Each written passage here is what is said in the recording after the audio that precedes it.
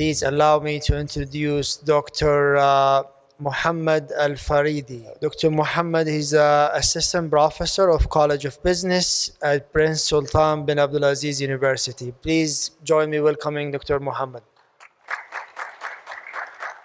Thank you all, brave audience, to be with me and sticking with the time.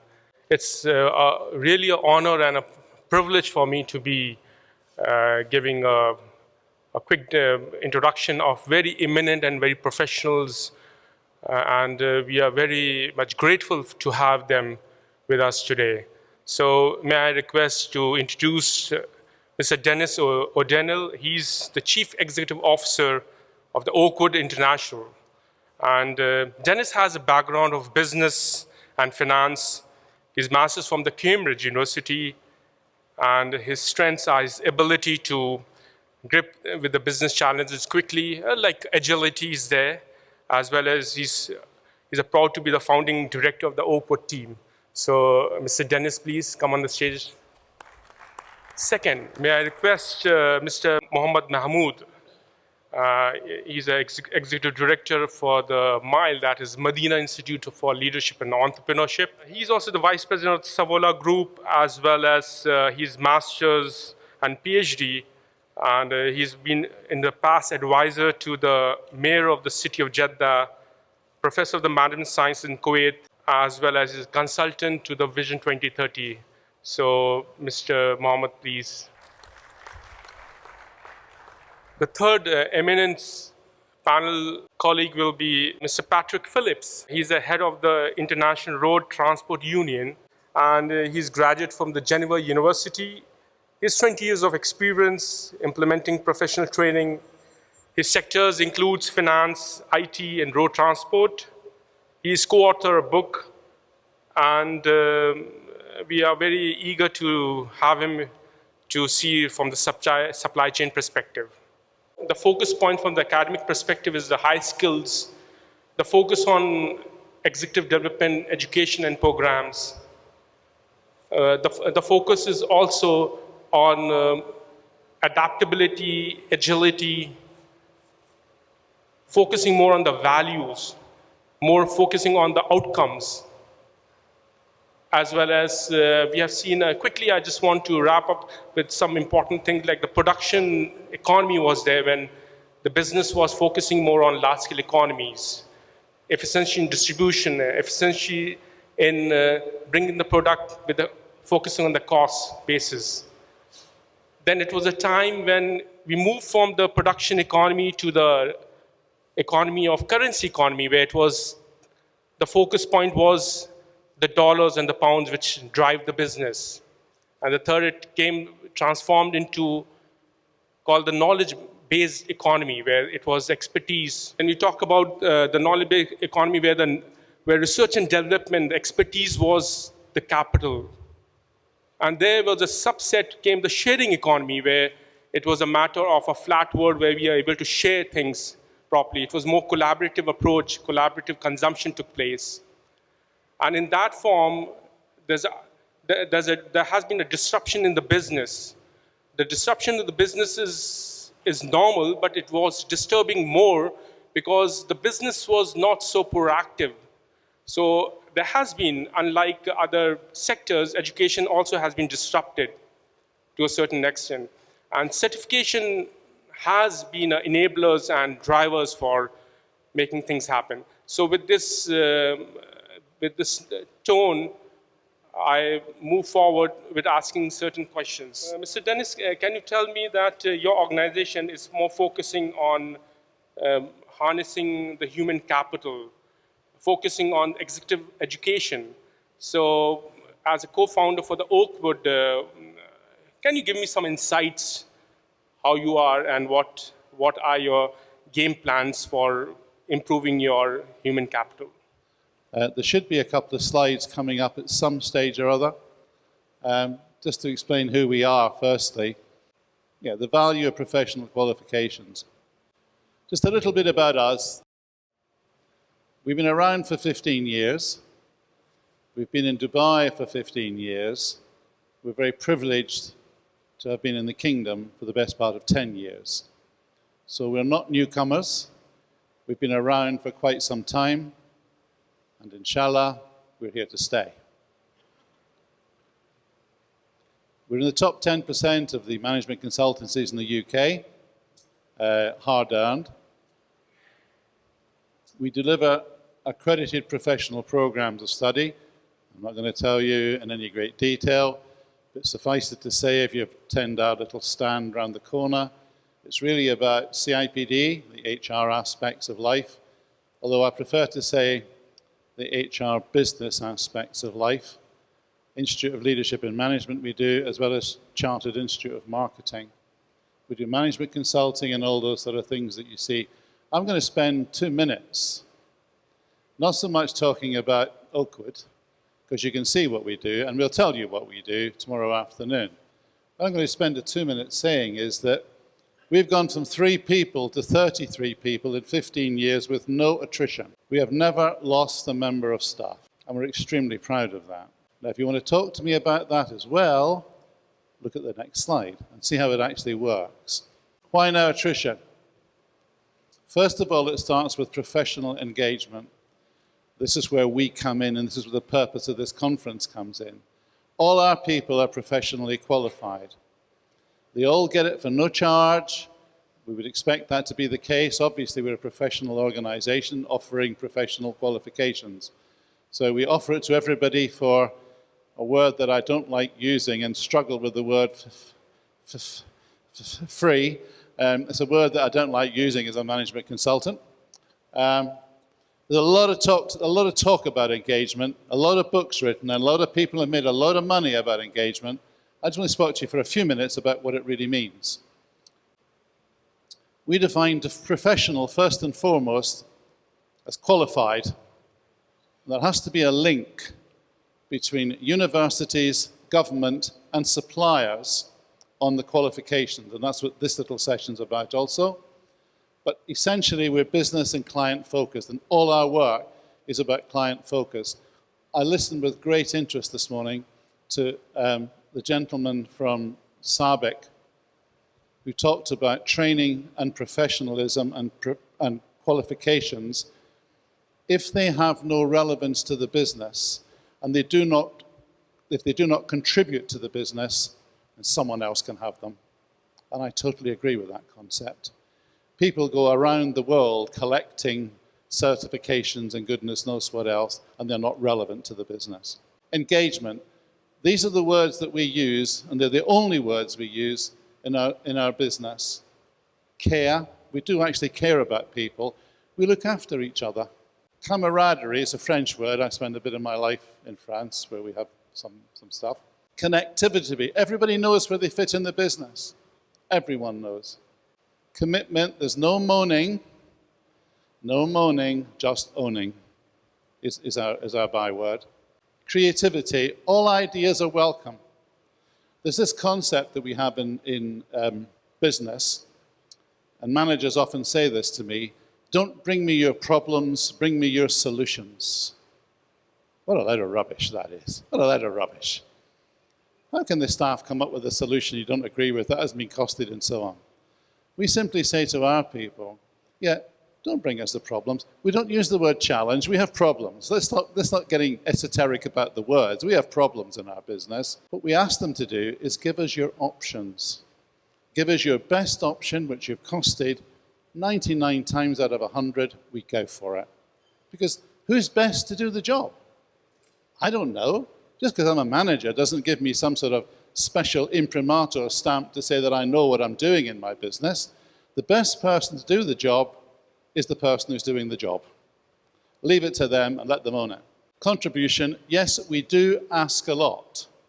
And I've got 2 or 3 directors with me today who will know that we do ask a lot.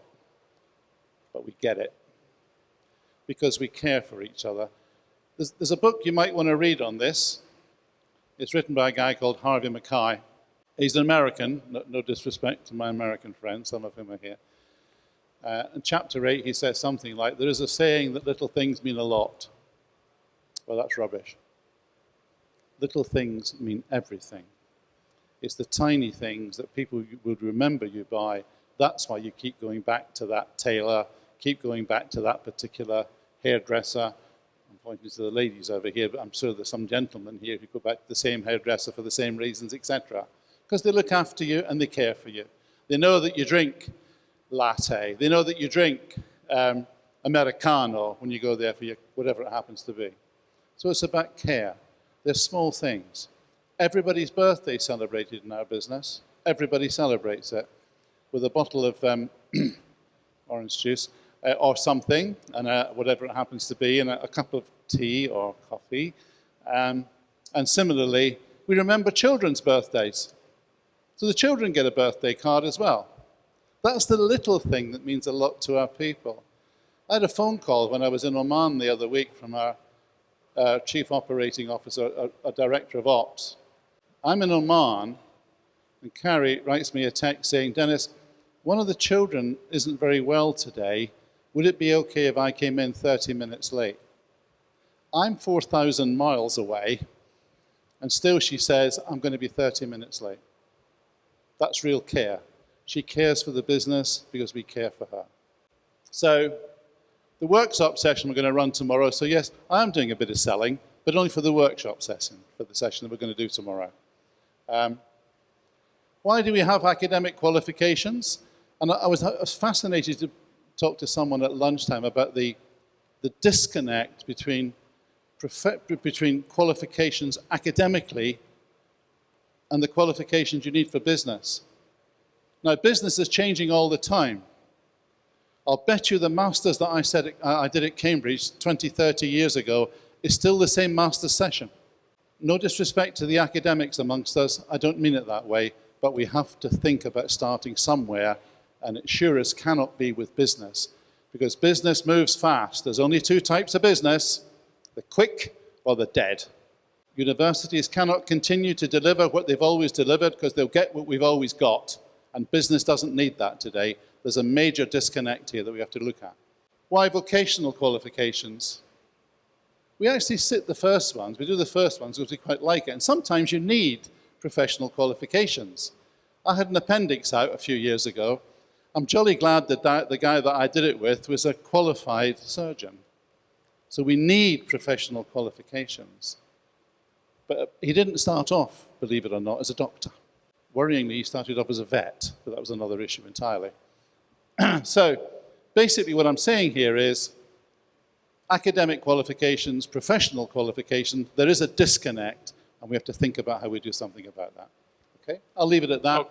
We can ask questions later on. Okay, thanks Dennis. Thanks a lot. Now I'll request Dr. Mahmood. He runs, as I told you, Medina Institute of Leadership and Entrepreneur, purely organic, homegrown organization at Medina.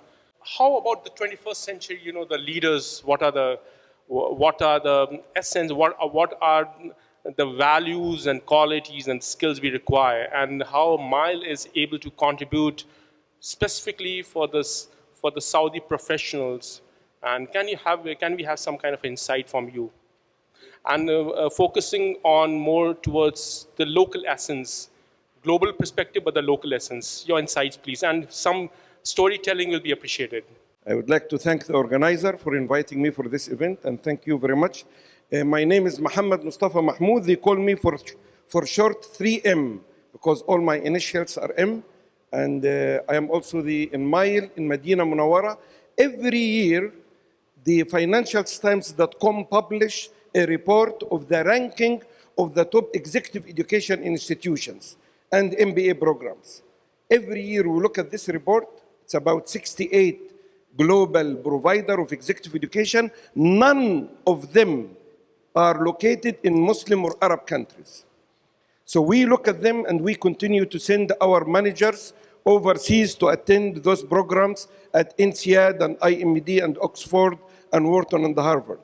So a group of people in Savola Group at this time, about 7 years ago, we were led by Engineer Adil Faqih, which is now the Minister of Economy and Planning, and Dr. Sami Baroum. We asked ourselves, if we don't do something about it now, then when? And if we don't do it in Medina, then where? And if we are not the people who will take the lead in doing something about it, then who are we waiting for to do this? So we decided to launch a non-profit leadership academy in Medina Munawwara that focus on executive education, and we called this institute Medina Institute for Leadership and Entrepreneurship. The acronym of this is MILE. So this is like, journey start of, 1,000 miles start with one step. So MILE is a non-profit institute in Medina.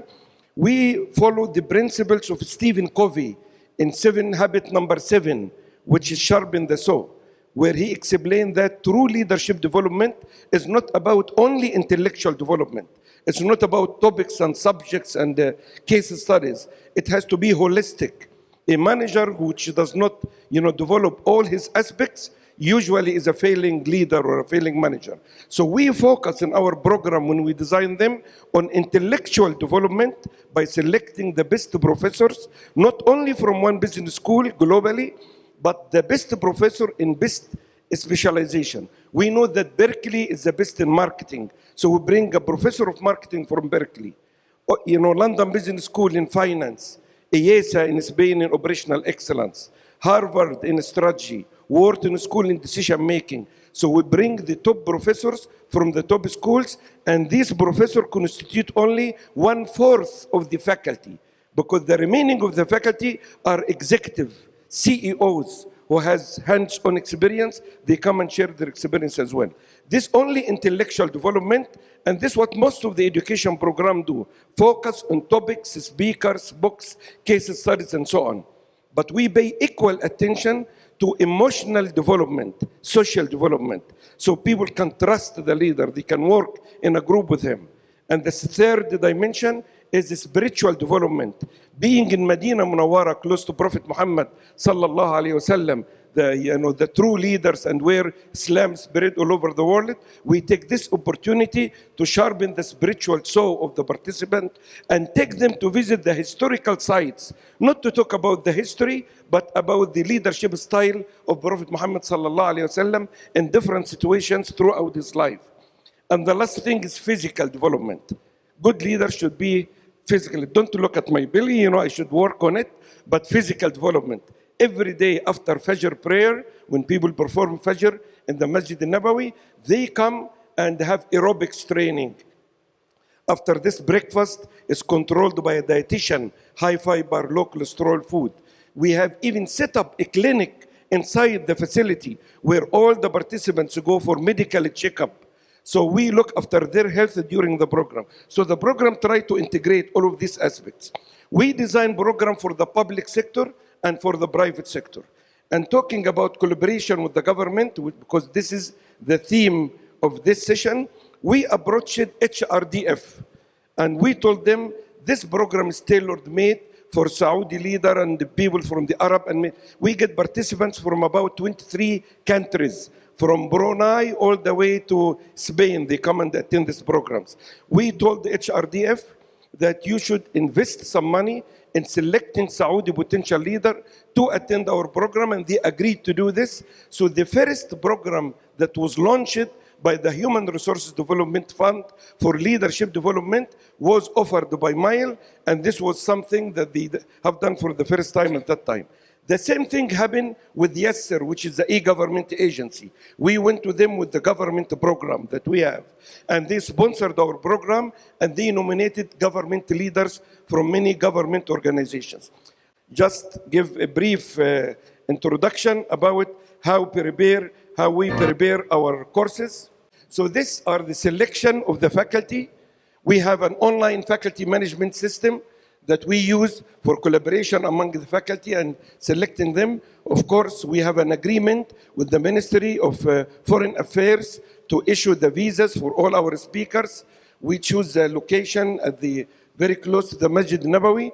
Before the event, all the participants, they have our programs by selection. So it's not only you pay and you attend. You have to be qualified for the program. You receive a welcome package for your program. We set up the facilities, they hand out materials. Most of our materials are handed up in iPad, so we need to minimize the paperwork. Of course, we do the necessary, this is the iPads, where we load with an application or the training material. And during the event, This is just a summary of what the collaboration that we have done with the government for the Leadership Development Program. This just shows what happened during the event. So participants arrive. We are fast forwarding this because it's a little bit long movie, video. So these are the future Saudi leaders who have been selected. 100 were selected from 2,450 applications. They have to go through very rigorous selection process. And as you see, professors from Toronto, from Chicago, from Cranfield, this is me, this is Harvard, professors, INSEAD. They are full of knowledge and they are willing to share this knowledge with the participants as long as we are ready to receive it from them. Within less than 48 hours, I have learned so much information that is over a semester in a regular university in the West. It's a very engaging event. Start after Fajr at 4:50 a.m., finishes at 10 p.m., full of activity throughout the day with executive coaching, online personality profiling, games, business simulation game. This is a strength mirror where people put positive feedback. This is the ex-White House correspondent, and he come to teach people at night how to face the media. So social is the lots of opportunities for networking and sharing experience among the participants. The TV came for the first time, Saudi, Good Morning Saudi Arabia. They came and broadcasted from our program. We do lots of social and cultural So at the University of Toronto, I've had the opportunity to give lectures in over 40 countries to people at similar levels as I experience here at Mile. I have to say I'm very impressed with the quality and the caliber of the people that you've assembled. I've always been impressed over the 4 trips I've had here, but this year I'm particularly impressed with the diversity and the level of interaction. I think each time that I came here, we've had wonderful discussions, but this time we've really had an opportunity to push the discussion much further than we have in the past. Thank you very much, and we appreciate the Miles endeavors.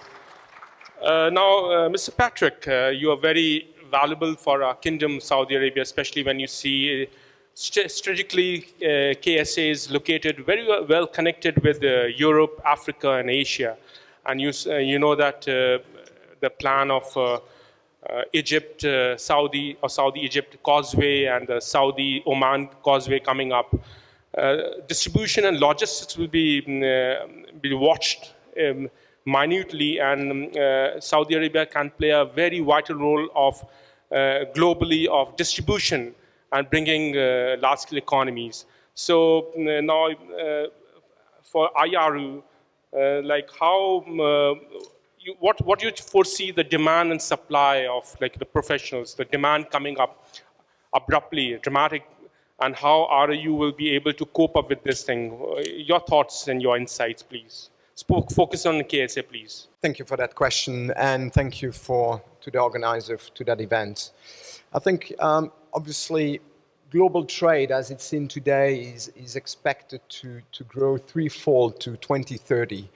The Kingdom of Saudi Arabia has just unveiled a very ambitious plan about the reforms that are taking place, and notably which are looking into how to become a key player, not only in the region, but also due to its strategic location into being a key actor in the global supply chain. One of the plans that is foreseen is, as part of Vision 2030, as you know, is that there is an improvement in terms of the KPI looking at the logistics performance index and moving to position 49 today to position 25. That obviously will require the right infrastructure, the right solution to be available, but very much so as well the right workforce. Unfortunately, in the transport and logistics business and where we are today, we are operating generally on public infrastructure or on public and private infrastructure, and thus we need to comply and demonstrate excellence in service delivery, because the externalities, if not well dealt with in the right professional manner, may be very severe. We have here, for instance, in mind, obviously, everything that is related to safety. We think about how consumption and trade has an impact in terms of overall emissions and the footprint that we produce. Now, with that in mind, what we've seen as well is that in order to achieve those performances, we need to change the processes. We need to reinvent ourselves. Very often today, that has been voiced and say, we need the learning that is suitable to the needs of the businesses, and the businesses are changing so frequently. I mean, what was true yesterday is no more true today, and we are in a new reality. In transport and logistics, we are very much following the same pattern. Now, what we have on top of it is that we are very much looking in on occupation. And many professionals that are today active in the logistic chains, they're more active as doing an occupation than a profession. So that's where the role of the government and the engagement with the government becomes so important in order to be able to set up the right qualification framework, which obviously involves professional certification as well, in order to build the right skill sets, have the right professionals that are operating in the industry, and ultimately can deliver the optimal services that the society is looking for. So it's in that framework that we're working from the RIU perspective. We're working with our network and panel of experts, our network of associate partners that are present in the different countries and that are disseminating the qualification program and the certification that go with it. So there are different elements when we speak about the engagement with the government. Certainly, and as again, when we speak about activities that are on the public domain, there is a key role for the government to set the framework, in that case, even the legal framework and the conditions at which we can operate. They establish the level playing field, giving the key to the public stakeholders to implement the necessary access to profession requirements, which include professional qualification and ultimately the certification of the successful students that have completed learning and examination as a testimony of the professional knowledge and the demonstration of the professional skills in order for them to lead the businesses and to operate them in the most sustainable and efficient manner. Great, thank you very much, Patrick. You are most valuable here. I request people to interact and take the advantage. May I have the pleasure to introduce Mr. Jason McKenzie. Mr. Jason McKenzie is the president for the Chartered Institute of Public Relations, and he's this CIPR is one of the biggest or the largest of the UK membership organization in UK and Europe. And Jason holds a couple of certification courses. He's MA in Public Relationship, and Jason is PR and marketing strategist and trainer.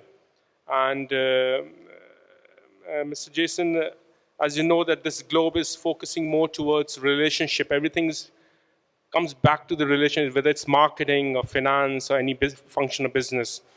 So from your perspective, how the relationship domain will be very crucial and vital with Kingdom of Saudi Arabia perspective, and how you can able to leverage and harness your certification and take so that the especially the kingdom take the advantage of this. Your insights and your thoughts, please. There is a misconception that public relations is purely about communications. But public relations is as much about relationships and reputation and return on investment as it is about communications. And if I communicate with someone that I don't know at all, we're trying to work out whether we can trust each other. But if we have a relationship, then that bridge of trust enables that communication to be much more effective. I am conscious that we are on a time hook, and the last time I spoke at a conference and I was given a time allocation, I ran, thank you, horrendously over it. So if you'll forgive me, I'll speak very quickly. I only have about 7 slides, maybe 8. The Chartered Institute of Public Relations is the largest professional membership body for PR and communications in Europe. We have about 10,000 members, scattered across 80 different countries.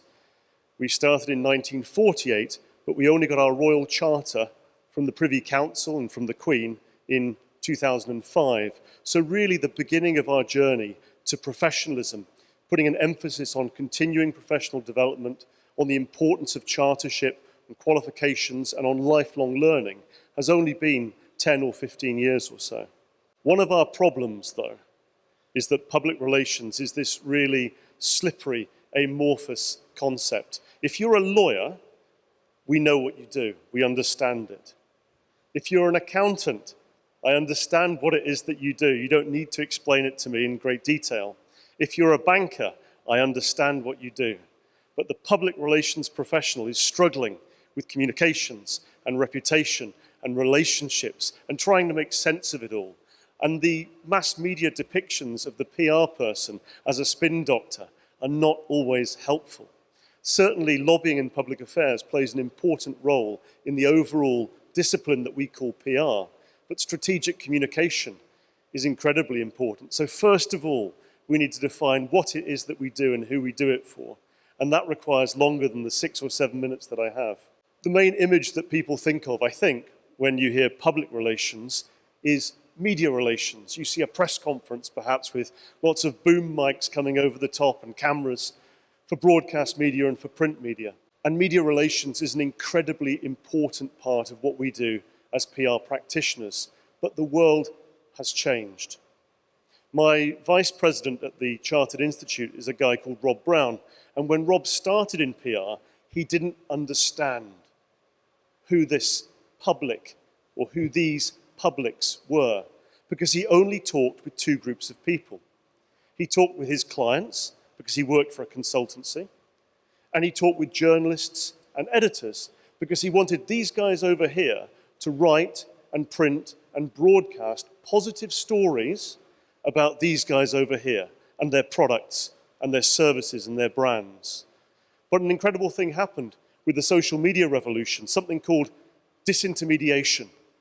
All of a sudden, the brands can communicate directly with all of their customers and all of their clients, and all of their customers and clients can communicate and engage directly with them. So the mainstream media is still incredibly important, and media relations is still probably the single most important discipline that the PR practitioner engages in. But actually, the business that we're in today is influencer relations, because we want to influence everyone, whether you represent an oil company or a telecommunications firm, whether you're here from the government or from a private enterprise, you have stakeholders and audiences that you want to communicate with and connect with, and you want them to think something different about your brand, to feel something different, perhaps an emotional connection and attachment, but crucially, to do something, to make a purchase, to cast a vote, to make a decision. And I said in my brief introduction that communications is incredibly important. We all do it every day. We encode messages, we transmit them, and we hope that the people that are listening or reading are decoding them and understanding the same thing that we're trying to get across. But without the relationship dimension, communications can be very weak. And ultimately, communications is not an end in itself, it's a means to an end, because communications should burnish your reputation and should deliver results, a return on investment. This diagram pretty neatly encapsulates the social and digital media era that we're operating in. We've gone from a place where PR was just about earned media, just about getting headlines and positive news stories, to a place where it's paid media, earned media, shared media, and owned media. This is the world we're in, and this underscores the importance of a PR practitioner keeping ahead, developing the latest skills, both the technical and tactical skills, and also strategic skills. In summary, the challenge for PR is to transition from being a craft to becoming a profession, or certainly becoming more professional. The craftsman uses skills. The craftsman uses experience, whether it's literally creating something with his hands, or whether it's doing something on a grander scale. And the PR person has all of that, but also has an ethical dimension. We live in an era of fake news and alternative facts. We live in an era where propaganda is exploding. And the democratization that the internet has brought enables everyone to be a publisher, everyone to be a commentator, everyone to present or portray their perspective on reality. And the role of the media, and to a lesser degree, I would suggest, the role of the public relations professional, is to act ethically and to keep truth front and center. Because how can we persuade anyone if they don't believe us? Because we lie, or we exaggerate, or we embellish the truth. But how are we going to transition from craft to profession? The way we'll do it is by embedding professionalism and continuing professional development at the heart of what we do, of our career journey.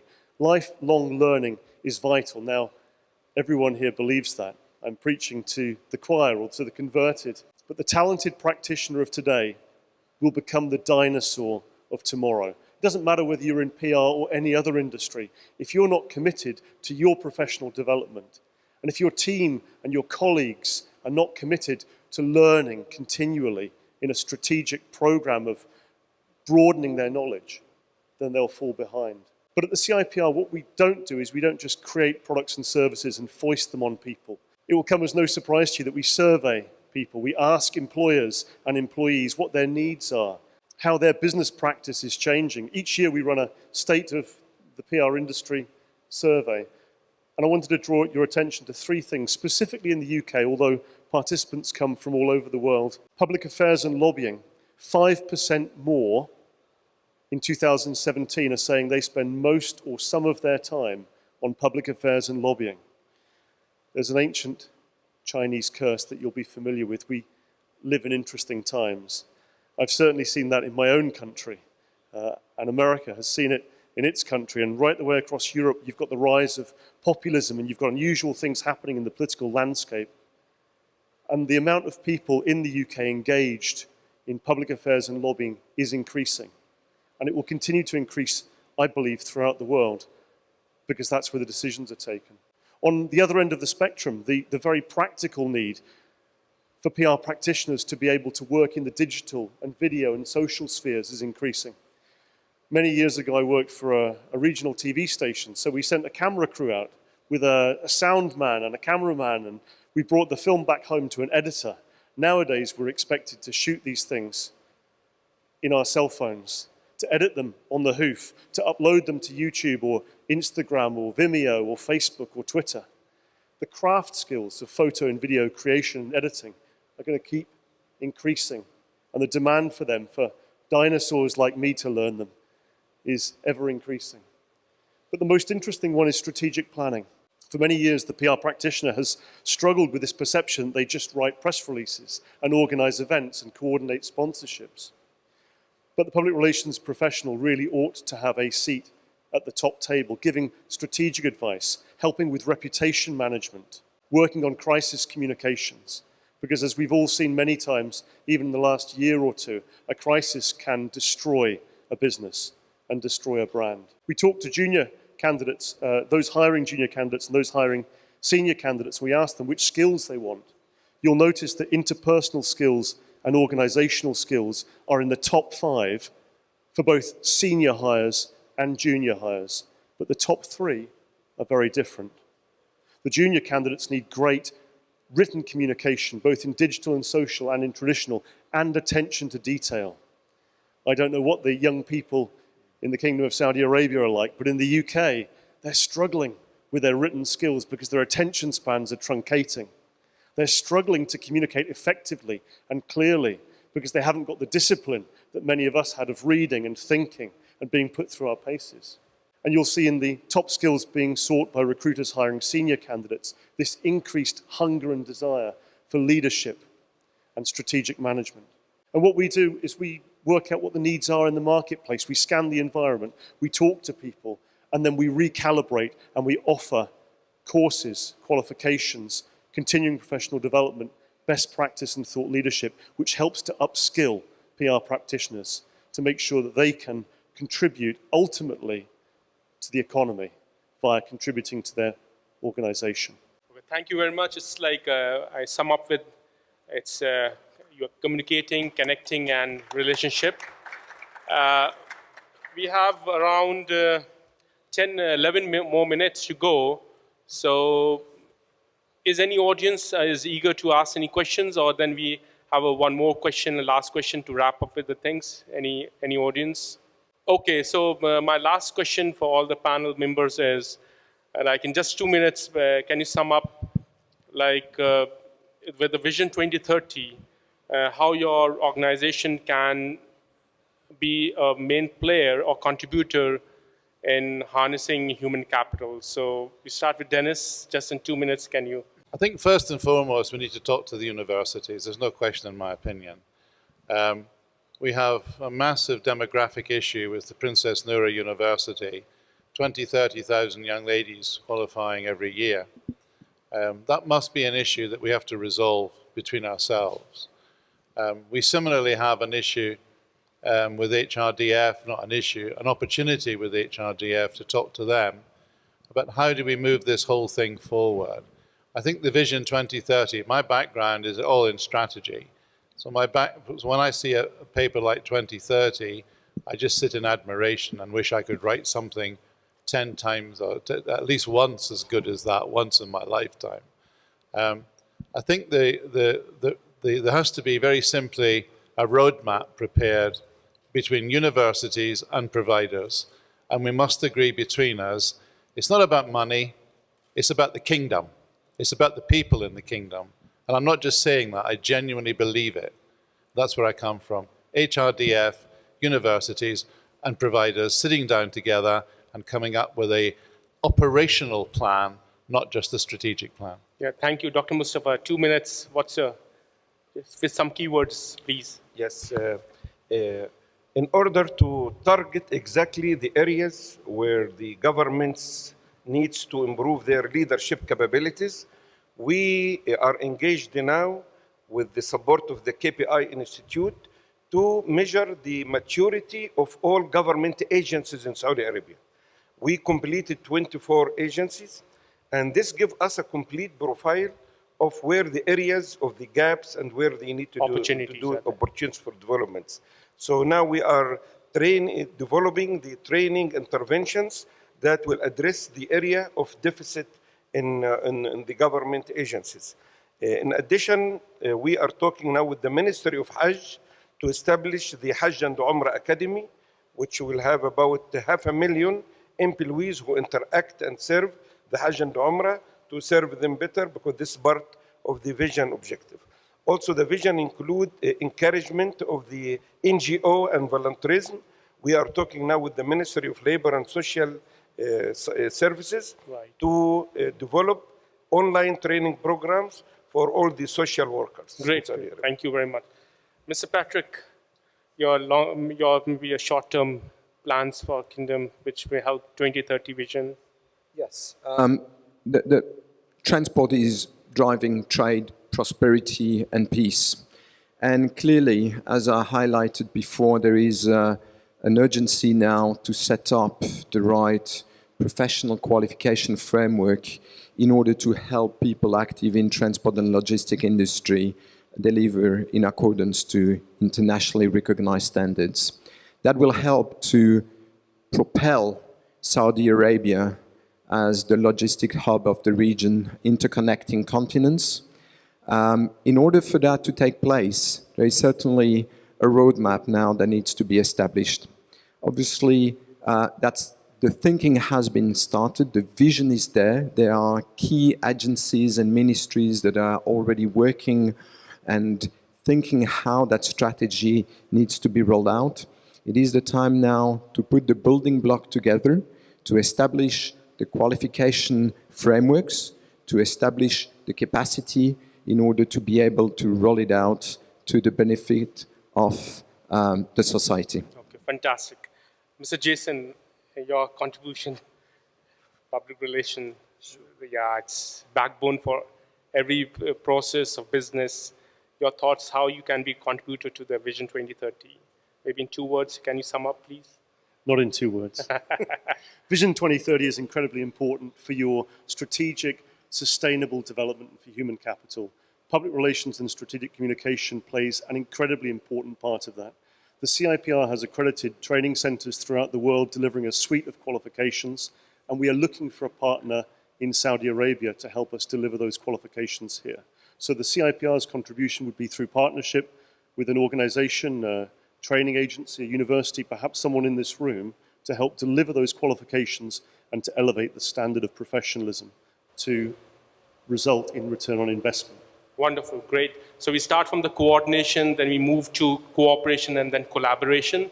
And I sum up with the 3-4 key points, takeaways: lifelong learning, high skills, education and professional development with sustainable initiatives, with the homegrown, organic, authentic education, catering to the needs of the people, will help our ecosystem better. Thank you very much. Last, any questions or any comments, please, before we sum up? Great, so I want to give a big thanks to the panel committees and to the audience for being so good and so kind. Thank you very much. And I encourage all of you to please take part in tomorrow's and day after tomorrow's workshops. They're very valuable. We should thank all of them who have come travel to Kingdom of Saudi Arabia to give the benefits, and I wish all of you take the advantage of this and make the things happen. Thank you very much.